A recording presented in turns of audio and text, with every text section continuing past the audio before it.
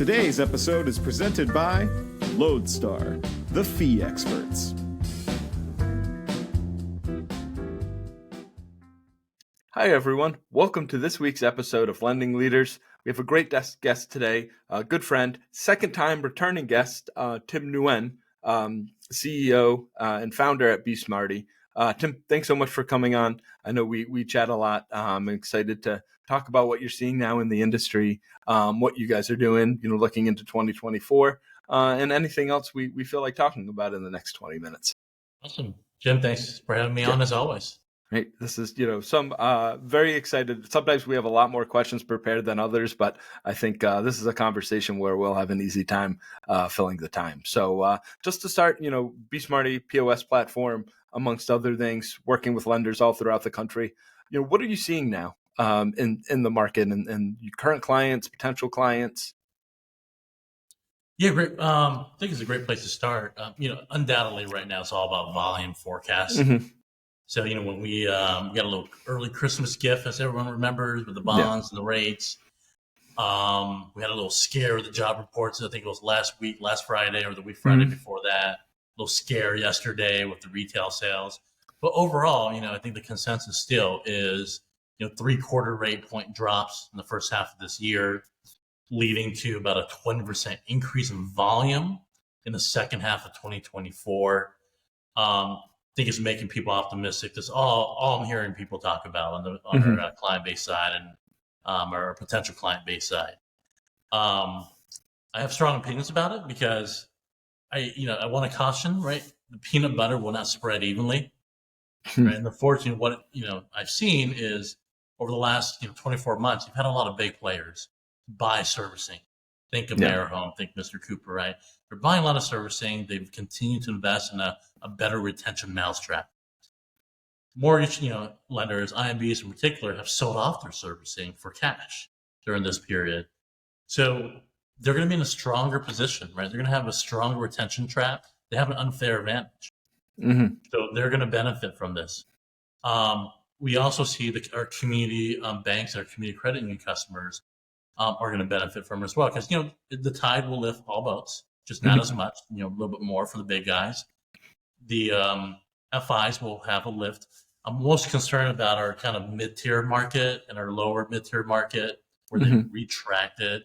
The volumes are there, but they haven't recruited aggressively, they haven't retooled, they haven't challenged their models, their processes as much as they could have during a time where volume is slow and there's actually ready labor to do these things. So that's first and foremost is what I'm hearing out there. Yeah, it's a weird position to be in, right? Where you're almost looking for bad economic news, right? Because that's going to lead to lower interest rates and a bigger rebound in that refi market. And I think people are seeing better economic news than they expected, right? So the idea of a soft landing, which is overall really good, basically means to a slower tick up in mortgage rate or tick up in mortgage volume, I guess. Yeah, I'll be honest. I never understood. I try to understand it. Why sometimes bad news is good news. Yeah. I don't quite understand it, but I think I hear you on that. Yeah. Yeah. Well, then on the opposite end, good news is bad news, right? A year and a half ago, economy's doing well. We're seeing those interest rates double over a course of 6 months. So it's, a little bit countercyclical. I know we're both in groups of fellow CEOs, and when they're talking about economic, potential recession and things looming, I kind of just look at my group and I say, hop in, guys, the water's warm. We've been dealing with this for a year and a half now.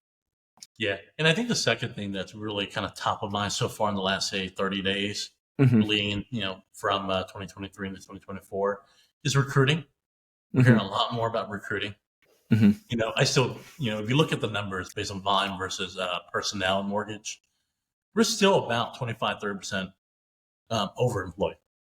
All right, so there will still be some more turnover in terms of personnel, which means the people remaining will be in a better position as the market normalizes. We're not in a normal market yet. Let's not get ahead of ourselves. Or we have a 20% increase in volume, right? And that normalizes. But going back to your chunky peanut butter analogy, right? Looking at kind of overstaffing, where does that look like, right? Like where in organizations are they more likely to be overstaffed? Smaller mid-tier organizations, for sure, where the culture is much more family, credit unions, for example, right? Smaller IMBs and broker shops.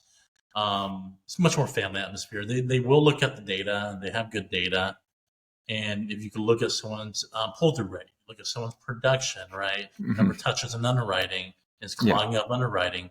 There's really good, and margin, just straight margin and profitability on a per loan officer basis, right?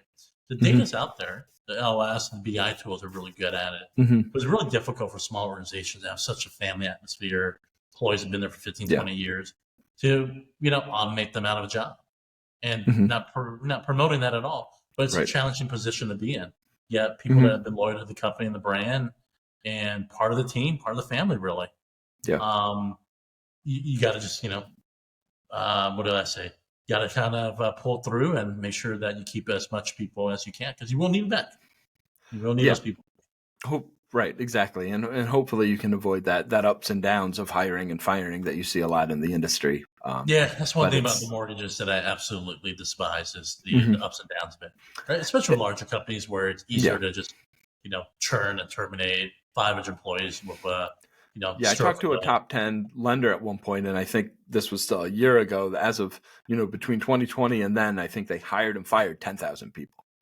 Oh, that's crazy. You just think of the cost and the timing and, all of what that includes is kind of wild. Yeah, I really hope that our peers on the origination side use this windfall, use this experience, really just kind of rethinking their business model.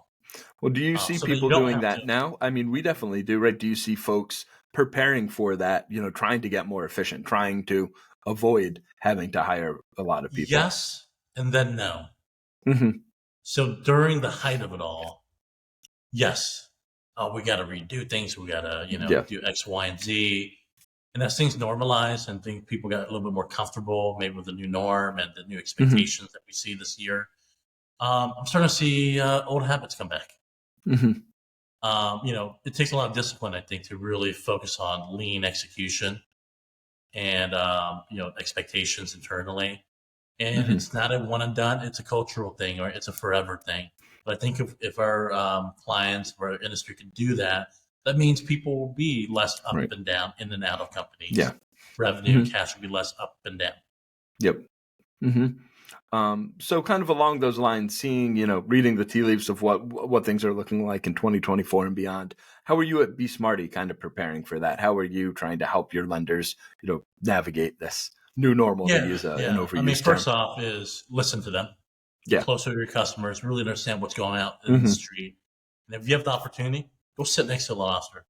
Yeah. Go to a real estate open house, right? Go be on the street and really feel the vibe and see what people are talking about, how they're feeling. But for BeSmartee in particular, this all started back in 2023.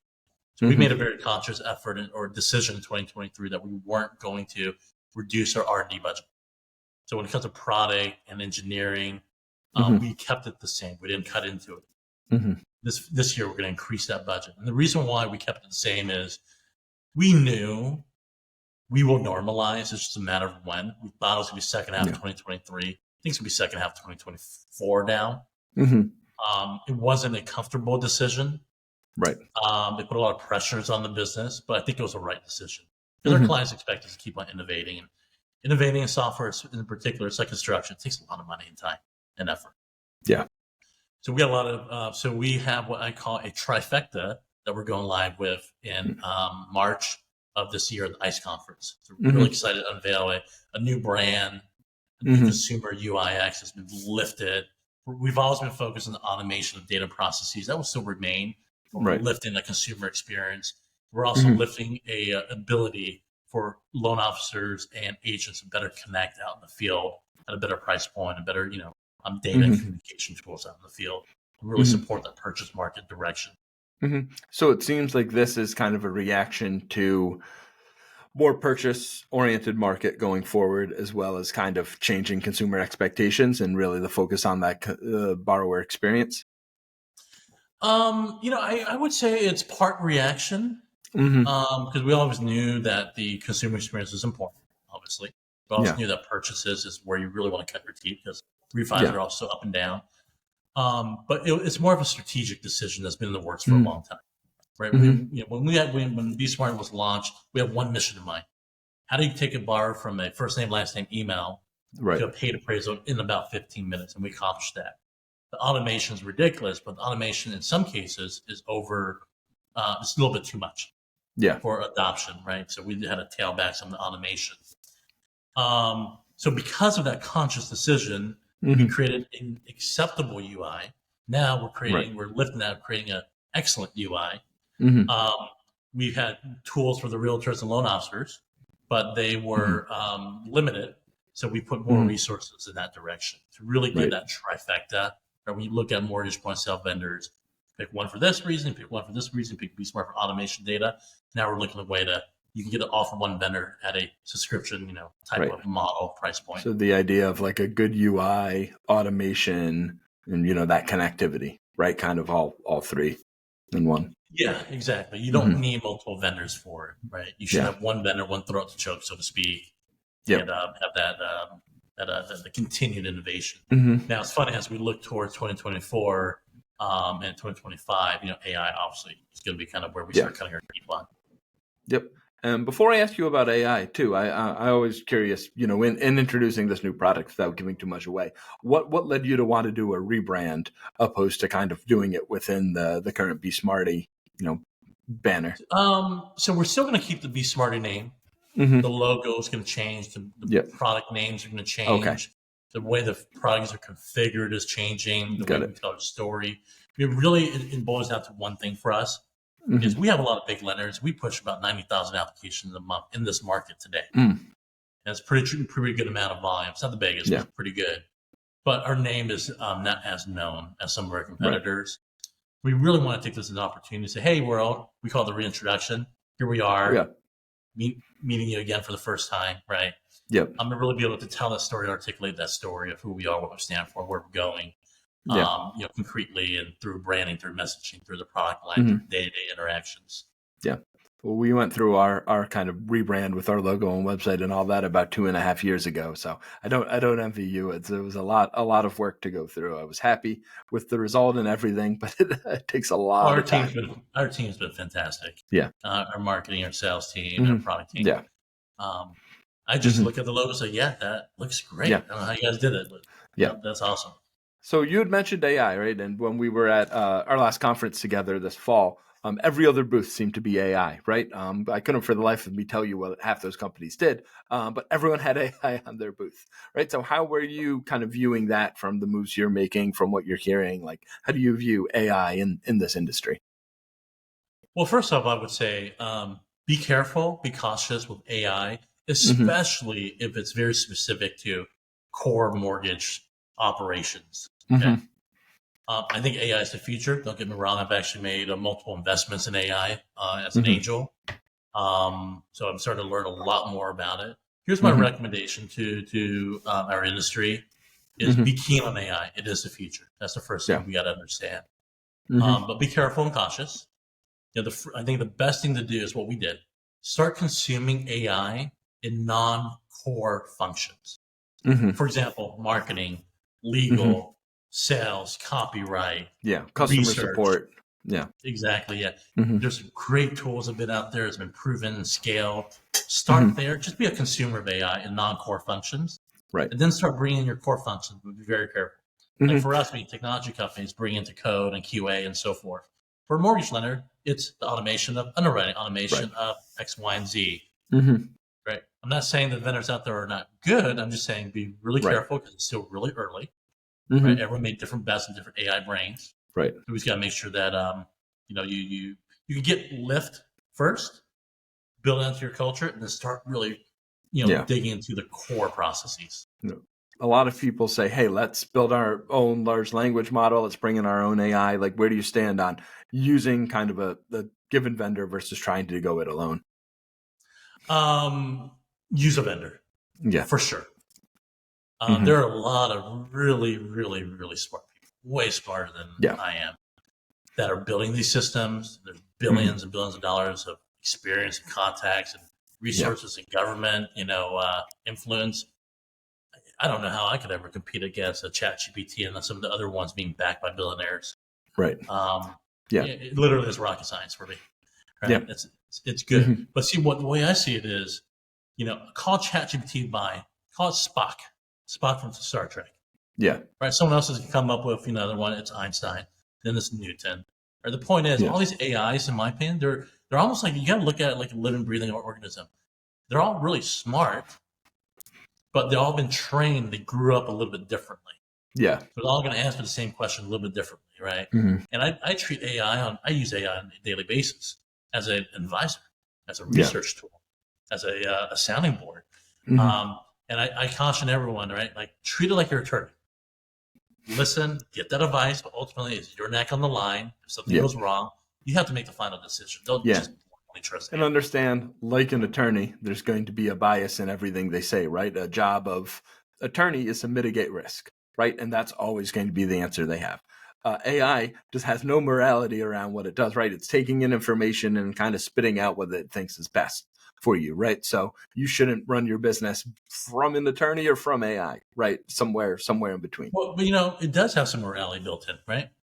There's safeguards that puts it in there, and that's what I mean by the upbringing. It learned different things in different ways. Yeah. Everyone learned about X, Y, and Z, but they'll learn it differently. They'll learn at different paces. They all got trained with a little bit of morality that the developers put in there. Yeah. So the upbringing, they're like kids. Yeah. They're one thing that I thought was interesting too, to continue on the kid analogy, watch out what you're feeding them, right? And that was brought up at the conference of like, you're working with these third-party organizations, like to train AI, you have to give them a lot of sensitive information, especially if they're using them for a core functionality. So are you feeding them your source code? Are you feeding them borrower information? Are you feeding them, PIA? That could be a problem, right? That could be, you don't really know what's going to happen with all of this data that's getting accumulated. I'm so glad you brought that up too, because from a security perspective, I'm sure it's no mystery, right? The last 2-3 weeks has been security breaches, galore. Yep. You got to make sure you know how that data is being used and see the evidence of it. Mm-hmm. Right. And that's, I think, to your point about, let's find something non-core, right? Like let's find an easier way to implement AI to do a project, get our teeth wet, from someone asking us a question. The one way we were looking to do it is if someone asks us a question, let's find relevant support articles so a person doesn't need to talk to them, right? So we're tying our publicly available support queue with a question. That's it, right? So just, something like that will save you time, but it will be, more controlled than, hey, let's use this for everything right now. Yeah, because that data, you don't know who's looking at it. Mm-hmm. And as lenders, as vendors, we all have a fiduciary duty to protect the data for consumers. So just be really careful in that. Yeah. Make sure IT folks vet that out. There's always kind of a fad technology, right? Blockchain was going to completely change our industry as of a few years ago. Where do you think AI is going to settle, right? Do you think this is something that's going to go away completely? Are they going to find some niche applications? Like, how is this going to start to affect, our day-to-day? So the biggest problem with AI right now is the good generative platforms and large language models are all owned by mega behemoths. And they're really, really good at it. Okay. Yeah. A lot of smaller players, like some of the investments I made, are utilizing the behemoths. So there's an argument to be made that the behemoths could yank it one day, right? Tweak it and destroy your business model. And I think or buy you like a WhatsApp, right? Yeah, or buy you. That's the dream, right? For the vendors, for the technology vendors. So there's that underlying risk. Now that said, assuming that risk is not real or is minimal, then I think it is about finding the niche. It's finding the applicability of it. And that's why I said earlier, don't try to go build your own model. It's already there. Try to find it and train it and inject it into workflows and real world applications that the big guys will never think about. Right? As much as Microsoft and Google and Facebook want to be part of mortgage and take a piece of pie, they've tried and they've shied away. And there's a reason. Right, so that's left up to us to find a way to inject it in the core industry. The riches are in the niches, right? I think we've both seen that with our businesses. So I think looking at AI like that is, what niche problem can I use this to solve in a way that makes sense? You don't need to be a $1 billion company. You don't need to solve an issue for everyone. It's what pain is easily solved by this, and let's start there. Yeah, I think look at like Jasper as one consumer type of B2B software. They're doing blog articles. I think it's a really good niche. Sure, you can go to ChatGPT to do it, but you're going to do it way faster and better on Jasper, and it's worth whatever they charge every month. Probably, very much so. Yeah. Right. And then the larger companies, while they could do all of this, it just doesn't make sense for them. They can't do everything, right? So they're going to, probably buy whatever pops up. Well, the big guys are looking at infrastructure. They're looking at, a TAM of 1 billion people. Yeah. Communication, Gmail, yeah. right? Microsoft Word, right? Putting words on paper, but niching it down to, automating blog articles, copy editing, right? Those are niches. Right. Email subject line writing. Yeah, it's a big deal, actually. Yeah, I know. That's actually something ChatGPT, we use it, our marketing team uses it for a bit for kind of, generating content, generating ideas. I feel like it gets you, a lot of that stuff, it gets you 70% of the way there. And then it's a human that's going to get you the final, 30%. Yeah, I would never, I wrote a few blog articles in the last few days for different channels, but I would never just take ChatGPT or Jasper and just say, put my name on it. Yeah. Reread it, edit it. And I usually edit it about maybe 40% of the way. Because, it's got to be it's your name on the line at the end of the day. Yeah. And so my final AI story is my wife works in college counseling. And a lot of people say, hey, can I just have ChatGPT write my college essay? She's tried it, like it will write one, right? And she had said, it writes it fine, but it's the same essay that people have read 1,000 times before and will just immediately throw out. Furthermore, at least in the college process, this is like the only chance you have to put any of your personality in an application. So now you're just kind of foreclosing that to AI if you're going to not go and bother to write it yourself or put that personal touch on it. And I think that can, that example applies to a lot of different things. That's a really interesting example, and I'm so glad to hear that. Right, that people want to put their own personality and information into it. Because right, I mean, at the end of the day, you can get the outcome of an article, but you didn't learn anything. Right. You didn't refine your skills. You didn't make your statement on the world. You let a computer do it. Yeah. I think again, AI is a tool to support you to do better things, but it should make you more productive. Should make you better. Yeah. But if you pass a buck over to AI, guess what? Eventually, it's coming for your job. Well, then the question is, will it ever close the gap on that 30% that it can't do that a human's still doing, right? And some applications maybe, in some cases, but hopefully not. Yeah, I mean, look, you're in school to learn, so go learn. Yeah. Learn how to use the tool and apply it. So in wrapping up, we already asked you our normal closing question of what is your personal lodestar. So I guess for you, it's what's getting you excited this year? What are you most excited about looking at 2024? Man, I would say it's getting back to business as normal. I know it sounds super boring, but a little bit of normality, nothing crazy booming like the pandemic, nothing like the post-pandemic boom. Yeah, just a little stability and normalcy, and less rocky of a boat would be fantastic for imagine that. Let's just keep like a medium chop in the seas here so we can actually steer ships and know where we're going. Yeah. Yep. Well, I appreciate that, Tim. I appreciate you coming on. It's been fun to talk about, and wishing you a great 2024. Awesome. Thanks, Jim. Thanks for having me on.